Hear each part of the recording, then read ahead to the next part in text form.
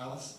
The Neptune connector that I've talked to Betty Ann about quite a few times was sort of a knee-jerk reaction to a perceived problem when there was a perfectly good road allowance about that far away on the map, undeveloped road allowance about that far away on the map.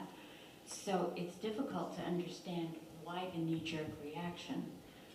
And it would actually, if the bypass highway goes through that area, the Neptune connector would just have to be dug up and thrown away, so it would have been a colossal waste of money. Long-term planning. Stan, quick question on big issues in small neighborhoods. I think it's been there since probably 1986 or something like that, when it was brought up at that early stages of the district of Sechelt. But we didn't do anything because it didn't impact us at that time. But I was on council through the regional board in the late 80s, and I think it came up a couple of times, but like you say, it was shelved for a while. So maybe you've got a really good memory to be bringing it back up to make it an issue for the next term here. So we're probably going to have to deal with it. So vote for me and we'll deal with it, Betty. Thank you, Stan. Dwayne, Warren, and Cameron. Betty, I grew up in Ladner, which was wetlands, and Ladner is your way through to the Tsawwassen Ferry Terminal, and we see what's happened to wetlands now. They are highways and suburban sprawl after sprawl after sprawl in the fields that I grew up in. So I understand where you're coming from. Thank you. And Warren, neighborhood preservation, long-term planning. Yep. Unfortunately, I live right on the highway, so I feel your pain.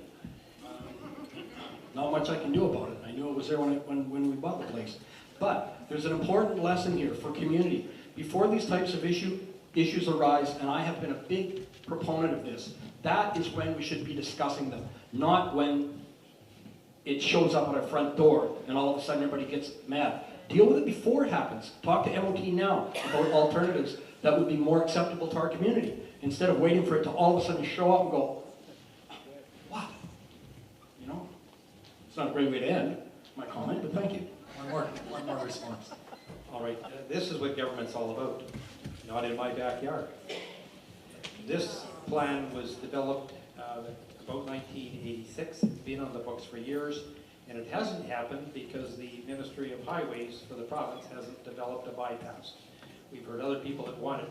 As we look at West Sechelt growing, we need to develop connector lines through to Sechelt. We shouldn't force everybody down onto the highway. So we did listen to the community. We heard Betty's passionate pleas, and we undertook to review the road network study, and we've also met with the Ministry of Highways to get them to once finally finalize and commit to the long-term planning, which they had some 20 years ago. Is this where the highway is going to go? If it is, let us start now developing our connectors to West Sechelt to make Sechelt a healthier place. And Betty, I'm sorry, I wouldn't want it in my backyard either. Thank you, Cam.